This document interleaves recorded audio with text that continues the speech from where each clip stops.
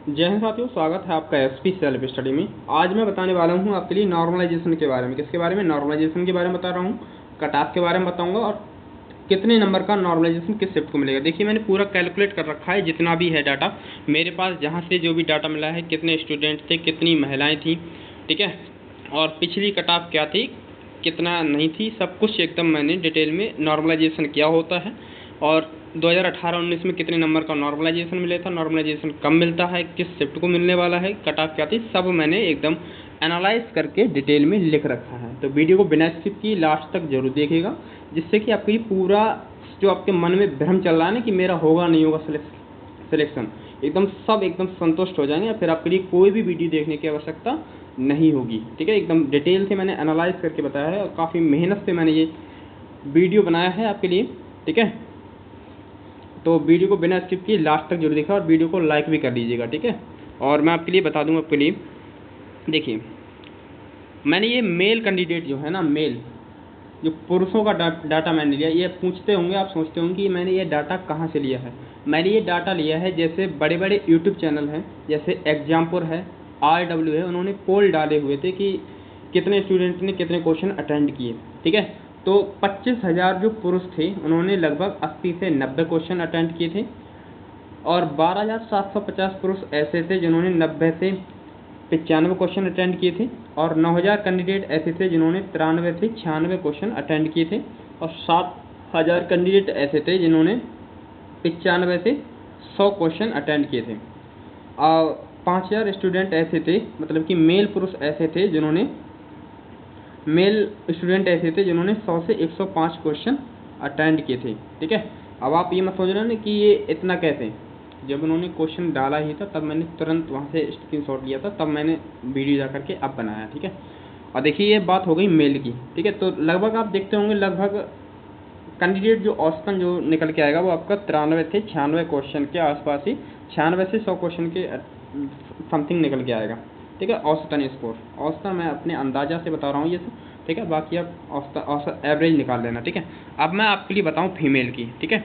Female देखिए, female लगभग 10,000 female ऐसी हैं जिन्होंने 75 से 80 क्वेश्चन अटेंड किए हैं, और 8,000 महिला स्टूडेंट ऐसी हैं जिन्होंने 82 से 88 क्वेश्चन अटेंड किए हैं, ठीक है। 82 से 88 क्वेश्चन अटेंड किए हैं, और 5,000 महिला कैंडिडेट ऐसी हैं, महिला स्टूडेंट ऐसी हैं जिन्होंने 90 से 95 क्वेश्चन अटेंड किए हैं, और 3,260 महिलाएं ऐसी हैं जिन्होंने 97 से 100 क्वेश्चन अटेंड किए हैं, और 1,700 मतलब कि 1,000 महिलाएं ऐसी हैं जिन्होंने 100 से 105 क्वेश्चन अटेंड किए हैं। तो आपके लिए ये प्रक्रिया समझ में आ गई होगी, ठीक है। ये महिलाओं की बात हो गई, और ये बात हो गई आपके पुरुषों की, ठीक है। महिला पुरुष की बात होगी, इतने क्वेश्चन अटेंड कर पाए हैं। उपस्थिति कितनी रही थी? देखिए, ओवरऑल जो उपस्थिति रही है, 50 लाख फार्म पड़े थे, जैसे कि आपको पता होगा कितने फार्म पड़े थे, 50 लाख फार्म पड़े थे, जिसमें आपकी 69% रही थी उपस्थिति।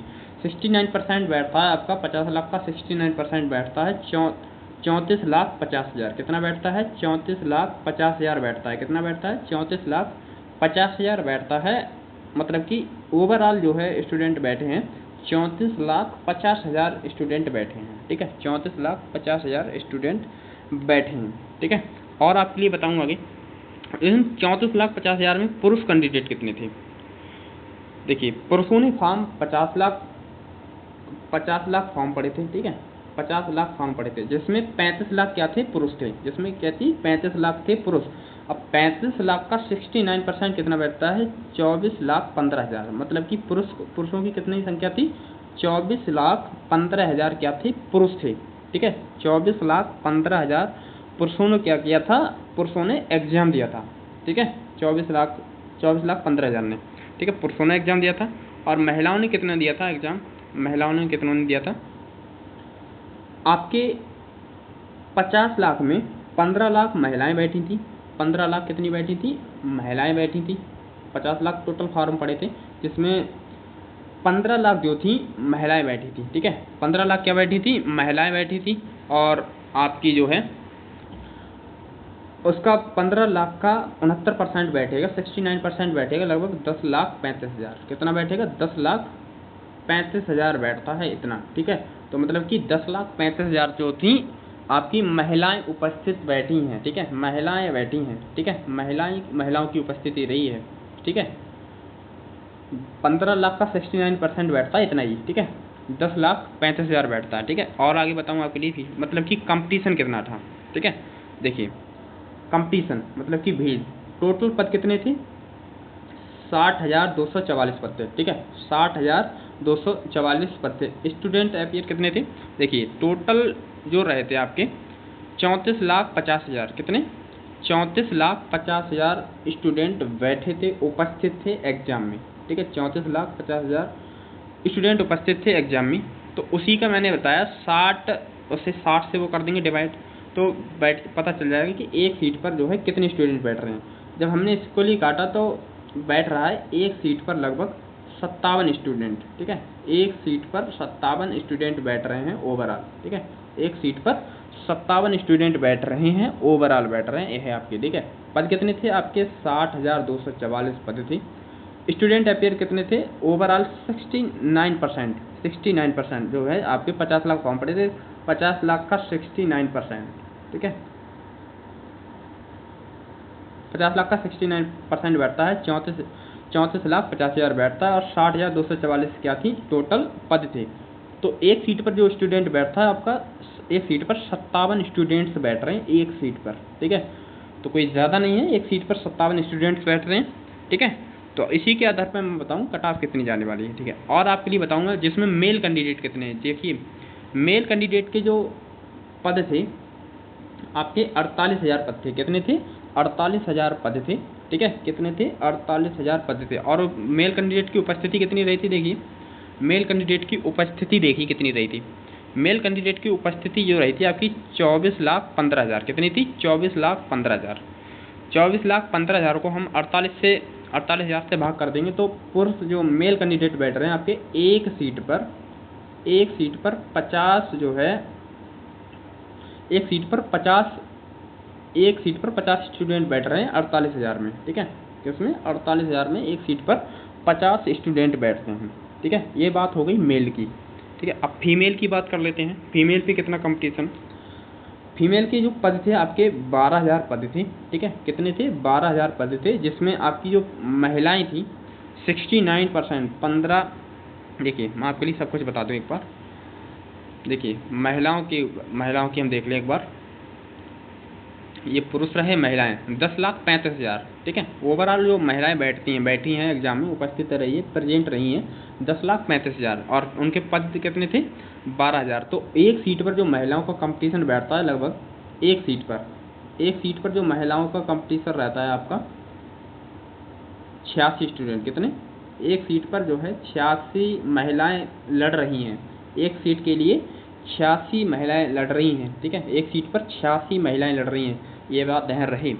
और आपके लिए बताऊँ आगे, हाँ ये बात आपको समझ में आ गई हुई। मैं आप इसी के आधार पर आपके लिए कट ऑफ बताऊँगा। सबसे पहले मैं आपके लिए बता दूँ कि नॉर्मलाइजेशन कैसे मिलता है, ठीक है। नॉर्मलाइजेशन की प्रक्रिया क्या रहती है एकदम डिटेल में बताता हूँ आपके लिए।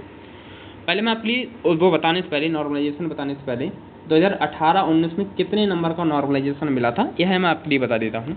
देखिए जो 18-19 की जो फर्स्ट शिफ्ट थी उसमें लगभग 40 से 45 नंबर तक का नॉर्मलाइजेशन मिला था। कितने का? 40 से 45 नंबर तक का नॉर्मलाइजेशन मिले था। और द्वितीय शिफ्ट को 20 से 25 नंबर का, जो मतलब कि पहली जो शिफ्ट थी मेरे ख्याल से हार्ड आ गई थी, ठीक है। ये जो शिफ्ट आ गई थी कि 18-19 की, वो शिफ्ट पहली शिफ्ट क्या थी? हार्ड थी, ठीक है। इसके चलते उन्हें क्या था 40 से 45 नंबर तक का नॉर्मलाइजेशन मिला था, ठीक है। सेकंड शिफ्ट क्या थी? थोड़ी इजी थी, जिसके चलते 20 से 25 नंबर तक का नॉर्मलाइजेशन मिला था।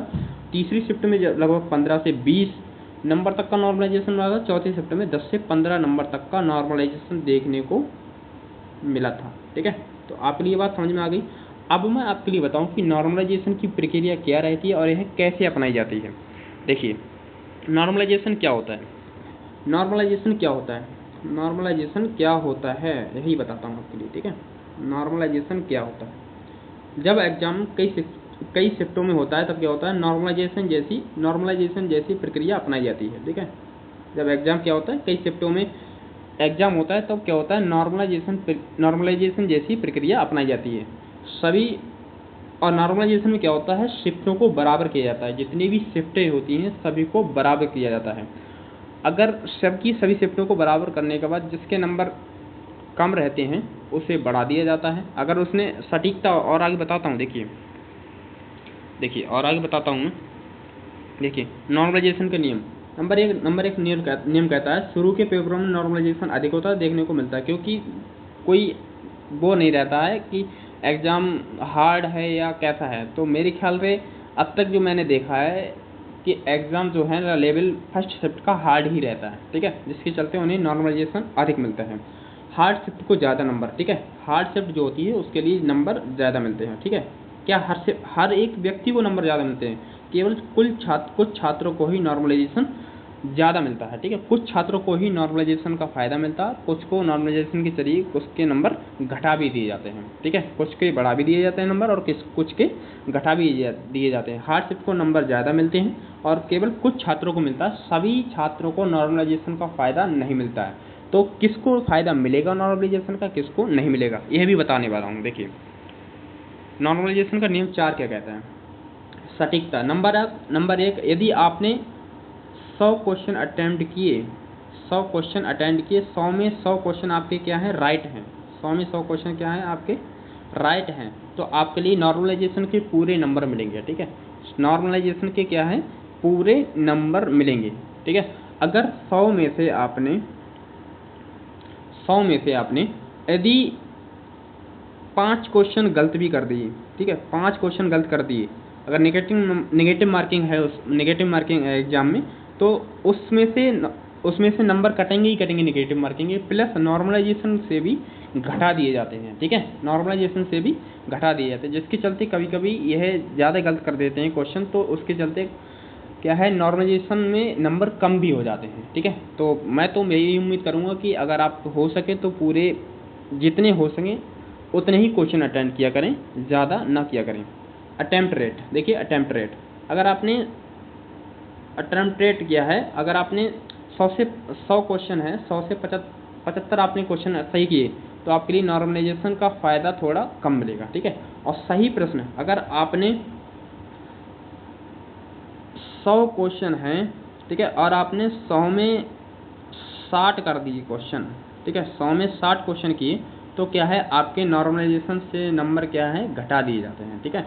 नॉर्मलाइजेशन से नंबर क्या है, घटा दिए जाते हैं, और गलत प्रश्नों को भी हटा दिया जाता है, ठीक है। गलत प्रश्नों के नंबर कटते ही कटते हैं, प्लस जो नॉर्मलाइजेशन से नंबर मिल रहे होते हैं उन्हें भी घटा दिया जाता है। यदि आपने सभी क्वेश्चन सही किए हैं तो आपके लिए नॉर्मलाइजेशन का फ़ायदा भी मिलता है, सब कुछ मिलता है। आपकी एक्यूरेसी सही होनी चाहिए, अटेम्प्ट रेट सही होना चाहिए, प्रत्येक क्वेश्चन सही होना चाहिए, ठीक है, तभी नॉर्मलाइजेशन का आप फ़ायदा ले सकते हैं और आपको पता चल गया होगा। देखिए अब मैं आपके लिए बता दूँ, 2019 में जो वैकेंसी आई थी, कब, 2019 में वैकेंसी आई थी 49,568, कितनी, 49,568 वैकेंसी जो आई थी, उसकी जो जनरल की कट ऑफ गई थी, ठीक है, जनरल की कट ऑफ गई थी भाई आपकी 185.34 नंबर की थी, 185.34 नंबर गई थी आपकी जनरल की कट ऑफ, ठीक है।